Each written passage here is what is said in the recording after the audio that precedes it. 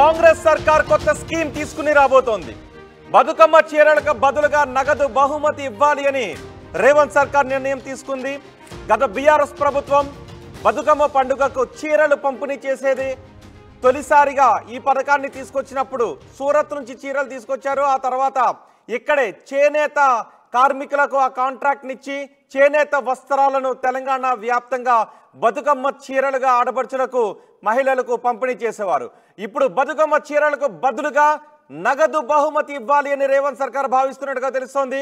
బతుకమ్మ పండుగకు చీరలు పంపిణీ చేసింది గత బీఆర్ఎస్ ప్రభుత్వం.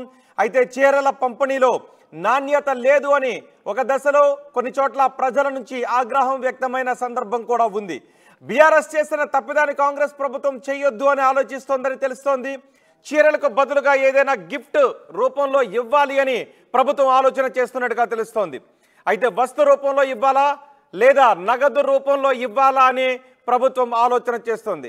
ఎవరికి ఇవ్వాలనే విషయంపైన కసరత్తు చేస్తోంది. ఈసారి బతుకమ్మ పండుగకు గిఫ్ట్గా ఇవ్వచ్చు అని ఓ సీనియర్ ఐఏఎస్ అధికారి చెబుతూ ఉన్నారు. త్వరలో ముఖ్యమంత్రితో జరిగే సమీక్షలో ఈ విషయంపై స్పష్టత వచ్చే అవకాశం ఉందని తెలుస్తోంది. దీనిపై మరింత సమాచారం మా ప్రతినిధి మధు అందిస్తారు. మధు, ఈసారి బతుకమ్మ పండుగకు ఏమిచ్చే అవకాశం ఉంది? చీరలకు బదులు గిఫ్ట్ ఇస్తారా, నగదిస్తారా? నగదిస్తే ఎంత ఇస్తారు? ఏదైనా స్పష్టత వస్తుందా? ఎగ్జాక్ట్లీ, ఎందుకంటే ప్రతి సంవత్సరం గత ప్రభుత్వం కొనసాగించింది ఎవ్రీ దసరాకి ప్రతి సంవత్సరం ప్రతి ఏటా కూడా రేషన్ కార్డు ఉన్నటువంటి వారికి అక్కడి నుంచే రేషన్ బియ్యం సప్లై చేసేటువంటి ఆ దుకాణం నుంచే ఈ చీరల పంపిణీ చేశారు వారందరికీ కూడా కార్డు ఉన్నటువంటి వారికి. కాకపోతే ఈసారి ప్రభుత్వం ఇంకా నిర్ణయం తీసుకోలేదు. చీరల పంపిణీ కోసం ఇవ్వాల్సినటువంటి ఆర్డర్ ఇంతవరకు పెట్టలేదు. అంటే ఈ ప్రభుత్వానికి చీరలు ఇచ్చేటువంటి ఆలోచన లేదు అనేటువంటిది చాలా స్పష్టంగా కనిపిస్తూ ఉంది. గత ప్రభుత్వం చేసినటువంటి తప్పిదాన్ని, ఆ ప్రజల నుంచి వచ్చినటువంటి ఆగ్రహాన్ని దృష్టిలో పెట్టుకొని ఈసారి కొంచెం వెరైటీగా డిఫరెంట్గా ప్లాన్ చేయాలి. అంటే నగదు రూపంలో ఇస్తే ఎలా ఉంటుంది, వస్తువుల రూపంలో ఏదైనా గిఫ్ట్ రూపంలో ఇస్తే ఎలా ఉంటుంది అనేటువంటిది ఆలోచన చేస్తున్నట్టుగా తెలుస్తూ ఉంది. ఇంకా సమాలోచనలు నడుస్తూ ఉన్నాయి దీనిపైన అధికారులకు సంబంధించి. ముఖ్యమంత్రి అమెరికా పర్యటన ముగించుకొని హైదరాబాద్ చేరుకున్న తర్వాత జరిగేటువంటి సీఎం రివ్యూ మీటింగ్లో దీనిపైన ఒక స్పష్టత రానుంది. డైరెక్ట్గా నగదు ఇవ్వాలా లేదంటే అదే నగదుని డైరెక్ట్గా బ్యాంకులో జమ చేయాలా వారి అకౌంట్లలో అనేటువంటి దానిపైన క్లారిటీ రానుంది. లేదు అంటే ఇతర రాష్ట్రాల్లో పండుగల నేపథ్యంలో ఇలా వివిధ సామాజిక వర్గాలకు వివిధ మతాలకు ఇస్తున్నటువంటి రీతిలో ఏదైనా గిఫ్ట్ రూపంలో వాళ్ళు ఎట్లా డిస్ట్రిబ్యూట్ చేస్తూ ఉన్నారు, నగదు ఇస్తున్నారా, వస్తువులు ఇస్తూ ఉన్నారా అనేటువంటి దానిపైన దీనిపైన దృష్టి పెడతా ఉన్నారు, ఎంక్వైరీ చేస్తూ ఉన్నారు. ఇప్పుడు ఆంధ్రప్రదేశ్లో ప్రతి సంక్రాంతి ఒక్కొక్క రాష్ట్రంలో ఒక్కొక్క పండుగ పెద్దగా ఉంటుంది. ఆంధ్రప్రదేశ్లో సంక్రాంతి ఎలాగా పెద్దగానో తెలంగాణలో దసరాను చాలా పెద్ద ఎత్తున జరుపుకుంటారు. కాబట్టి ఇక్కడ ఎలా చేస్తే బాగుంటుంది అనేటువంటిది ఆంధ్రప్రదేశ్ని ఎగ్జాంపుల్గా తీసుకుంటారు. అక్కడ చక్కెర, బెల్లము, తర్వాత సంక్రాంతికి ఇచ్చేటువంటి కొన్ని వస్తువులను, నెయ్యి, నూనె, ఇలా వస్తువులను ఇస్తూ ఉన్నారు. అలా ఇక్కడ ప్లాన్ చేస్తే బాగుంటుందా? దాంట్లో ఏమైనా అవకతవకలు జరిగే అవకాశం ఉందా? ఎందుకంటే ఇంత మేర పెద్ద ఎత్తున వాటిని పంపిణీ చేయాలి, ప్రజలకు అందజేయాలి అంటే అవకతవకలు జరగకుండా, ఎక్కడ కూడా అనుమానాలు తలెత్తకుండా చేయాలి. దానికి పకడ్బందీ చర్యలు ఎలా తీసుకోవచ్చు అనేటువంటిది దృష్టి పెడతా ఉన్నారు. ఒక సీనియర్ ఐఏఎస్ అధికారి దీనిపైన మీడియాకు కాస్త సమాచారం ఇచ్చే ప్రయత్నం చేస్తారు. ఇంకా అధికారికంగా నిర్ణయం తీసుకోలేదు. కాబట్టి ఈ ప్రభుత్వం అయితే కాంగ్రెస్ అధికారంలోకి వచ్చిన తర్వాత వస్తున్న మొదటి పండుగ దసరాకి చీరల పంపిణీకి పెద్దగా దృష్టి పెట్టట్లేదు. గతంలో ప్రభుత్వంలో